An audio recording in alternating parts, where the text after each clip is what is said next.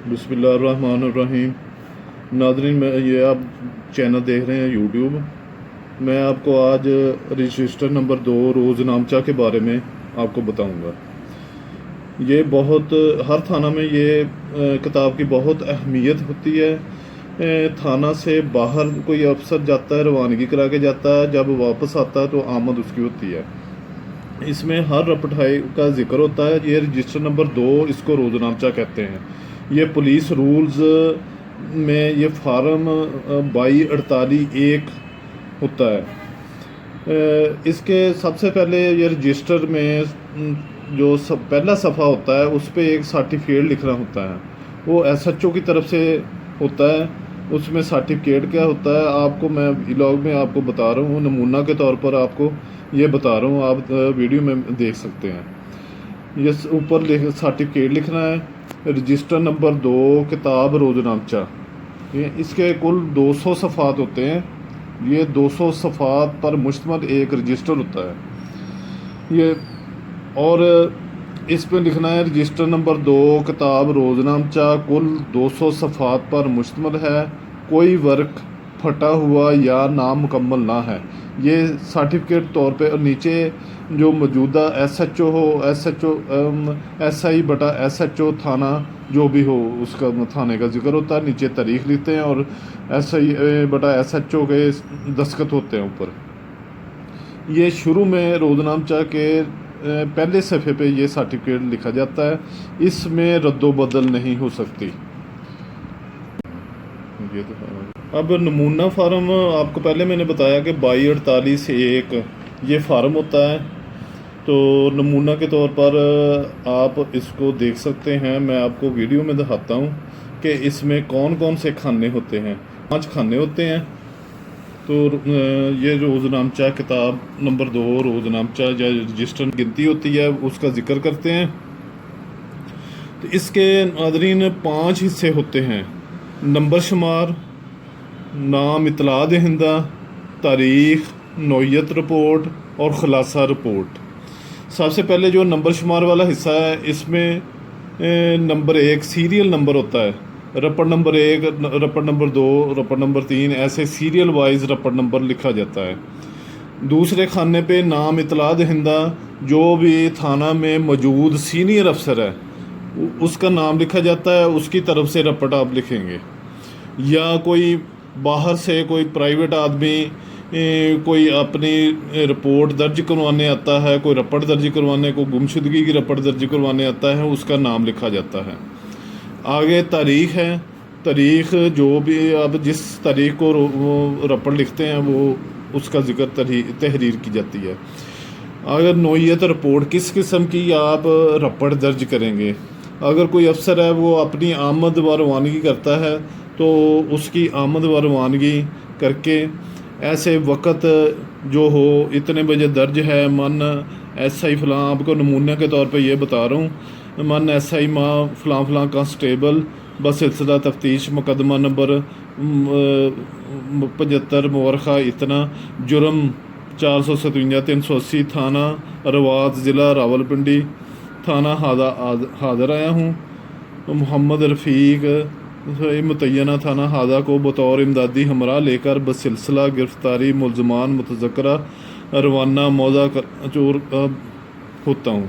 यानी बाहर से अगर आपके ज़िला से आपके डिस्ट्रिक्ट से अगर कोई पुलिस अफसर किसी मुकदमे में मतलूब कोई मुलज़म या इश्तिहारी आपके ज़िला में आता है, आपके मुतलका थाने में आता है, तो थाने में वो अपनी आमद रवानगी ज़रूर करेगा, ठीक है, और उस मुकदमे का जिक्र करेगा जिसमें वो मुलज़म मतलूब होगा। तो सबसे पहले ये कौन कौन सी रपट लिखी जाएगी आपको इसके बारे में थोड़ा सा बता दूं मोटा मोटा। ये रपट नंबर 1 जो रोज़नामचा का आगाज़ बिस्मिल्लाहिर्रहमानिर्रहीम अल्लाह ताला के नाम बरकत नाम से शुरू होता हूँ, ठीक है, ये लिखा जाता है। रपट नंबर 2 थाना की सफाई और बंद हवाला थाना मुलज़मान, जो थाना में मुलज़मान बंद होते हैं उसकी तफसीली रपट दर्ज की जाएगी। याद रहे कि ये सारा कुछ एक ही रपट में भी अंदराज हो सकता है। اگر آپ کو کسی سیاسی آدمی نے کوئی سفارش کی ہے تو اس کا ذکر بھی آپ کر سکتے ہیں۔ ہر ہفتے بعد زیر تفتیش مقدمہ کی رپورٹ اس میں درج کرنی ہوتی ہے۔ ہر 15 دن بعد مال خانہ کے بارے میں یعنی سرکاری اسلحہ کی جانچ پڑتال و صفائی کی رپورٹ لکھتے ہیں۔ آغاز روزنامچہ کا وقت سی پی او صاحب یا ضلع کے ایس پی صاحب مقرر کریں گے، اور ایس پی صاحب اپنے ضلع کے لحاظ سے وقت کی تبدیلی کے متعلق کن امور کا خیال رکھیں گے؟ نمبر 1 ٹرانسپورٹ، طلوع آفتاب و غروب آفتاب۔ نمبر 3 موسمی حالات کے متعلق وہ اس قسم کا خیال رکھتے ہوئے اس میں تبدیلی کر سکتے ہیں۔ اس میں یہ رپورٹ بھی دوران گشت کہ کسی پولیس افسر سے کوئی ایسے حالات کا سامنا ہو جاتا ہے جس کا ضروری ہے کہ رپورٹ کا اندراج وہ ضروری سمجھے کہ اس کا ہونا چاہیے، تو بعد از گشت واپسی پر رپورٹ درج کرے یا اسی وقت بذریعہ فون محرر کو وہ رپورٹ درج کروا سکتا ہے۔ اس کی آخری رپورٹ جو ہوتی ہے وہ بندی اور مد پیشگی و مد متفرق کے متعلق ہوتی ہے۔ یہ رپورٹ ایس ایچ او تھانہ یا تھانہ میں موجود سینئر ترین افسر کی جانب سے درج ہوتی ہے، اور نیچے اس کے دستخط ہوں گے اور تاریخ لکھی جائے گی۔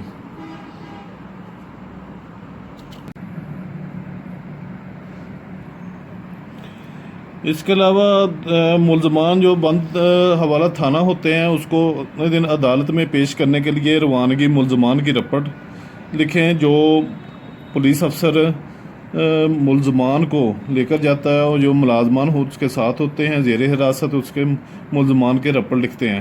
یہ نمونہ کے طور پر آپ کو یہ بتا رہا ہوں کہ مثال کے طور پر محمد زمان ایس آئی ہے، اس نے ملزمان کو عدالت میں پیش کرنا ہے، تو نوعیت رپورٹ کے خانہ میں لکھیں گے روانگی ملزمان، وقت 10 بجے دن، من ایس آئی ماں محمد عظیم 707 سی، یاسر رفات 299، ملزمان کیسر ندیم، محمد جمیل، پسران، غلام حیدر، اقوام گجر، سکنائے فلاں، مقدمہ نمبر 76، مورخہ جرم، تھانہ صدر، بند شدہ حوالات کو درست ہتھ کڑیاں لگوا کر حوالات سے نکلوا کر زیر حراست یاسر رفات، بس سواری سرکاری گاڑی، ڈرائیور نظر حسین برائے پیش کرنے بعدالت جناب علاقہ مجسٹریٹ صاحب ضلع کچہری روانہ ہوتا ہوں۔ ایسے رپورٹ لکھتے ہیں۔ رپورٹ کے بغیر ملزمان کو بغیر رپورٹ کے نہیں لے جا سکتے، اور واپسی پہ اگر کوئی ملزم عدالت سے رہا جو مثال کے طور جوڈیشل ہو جاتا ہے تو اس کی واپسی پہ جوڈیشل کی رپورٹ لکھی جائے گی کہ اور عدالت کا ذکر کیا جائے گا کہ عدالت میں جج صاحب کے حکم سے اس کو جوڈیشل لاک اپ میں بند کیا ہوا ہے۔ اگر اس کا ریمانڈ جسمانی ملا ہے تو واپسی پہ اس کا ذکر کریں گے رپورٹ میں کہ واپسی، ایسے آپ کو نمونہ کے طور پر یہ مثال کے طور پر واپسی بندی کا ذکر کرتے ہیں ملزمان کی۔ مثال کے طور پر محمد ریاض اے ایس آئی ہے، وہ لے کے گیا اس کو واپسی و بندی ملزمان 2 کس، وقت 11:45 بجے دن، من اے ایس آئی ماں ہمراہی ملازمان باحوالہ رپورٹ نمبر اس کا ذکر کریں گے، مقدمے کا ذکر کریں گے، اور فلاں فلاں بندے کا جسمانی ریمانڈ آپ کو ملا ہے، بعد جامع تلاشی لینے بند حوالات کیا گیا ہے۔ ایسے رپورٹ لکھیں گے۔ جو بھی افسر جو بھی کام کرے گا، تھانے سے جائے گا، تھانے سے آئے گا، ملزمان کو لے کے جائے گا، ملزمان کی انٹیروگیشن کے لیے حوالات سے باہر نکالے گا، تو سبھی اس روزنامچہ میں رپورٹ درج ہوگی۔ اس کے علاوہ کوئی پرائیویٹ آدمی ہے، وہ کہتا ہے کہ مجھے فلاں فلاں بندیاں نے مارا پیٹا ہے، تو اس کی مکمل اس کا نام بلدیت لکھ کے آگے نوعیت خانے میں مار پیٹ لکھنا ہے، اور اس کی درخواست کا تمام متن اس روزنامچہ میں درج کر کے اس کو مضروبی سرٹیفکیٹ دے کر کسی کانسٹیبل کے زیر نگرانی اس کو متعلقہ جو ہوگا ہسپتال اس میں بھجوایا جائے گا، اس کا ملازہ ڈاکٹری کروایا جائے گا۔ اس کے بعد جو ضابطہ کارروائی بنتی ہوگی تو اس کے خلاف ملزمان کے خلاف ضابطہ کارروائی کی جائے گی. ٹھیک ہے. اگر کوئی پولیس افسر استغاثہ تحریر کردہ کسی کانسٹیبل کے ہاتھ بھیجے گا تو اس کی رپٹ پہلے درج روزنامچہ کی جائے گی. اس کے بعد F I R register number 1 جو سابقہ وی لاگ میں آپ کو بتا چکے ہیں تو کیسے ایف آئی آر درج کرنی ہے، اس میں ایف آئی آر درج ہوگی. اس سے پہلے روزنامچہ میں رپٹ درج کی جائے گی. ایسے کاغذات زائد از قبضہ یا ہر 15 دن بعد ہفتے بعد والی رپٹ، 15 دن بعد رپٹ، ہفتے بعد زیر تفتیش مقدمہ کی رپٹ. زیر تفتیش مقدمات کی تفصیلی سے رپٹ دی جائے گی کہ کون سا مقدمہ کس پولیس افسر کے زیر تفتیش پایا گیا ہے. تو اور متعلقہ ایس ایچ او اس زیر تفتیش مقدمات کے حوالے سے میٹنگ کرے گا. وہ رپٹ بھی میٹنگ والی وہ بھی رپٹ درج کی جائے گی. اس طرح مختلف قسم کی رپٹ ہائے روزنامچہ میں درج کرتے ہیں. مثال کے طور پہ کسی بندے کا پاسپورٹ گم ہو جاتا ہے یا شناختی کارڈ گم ہو جاتا ہے یا کوئی اس کا ڈاکومنٹ کوئی بھی کسی قسم کا وہ گم ہو جاتا ہے تو اسے بیان حلفی اسٹامپ لے کر اس کی درخواست لے کر تو وہ بھی رپٹ لکھ کر نقل رپٹ اس کے متعلقہ بندے کو دی جاتی ہے.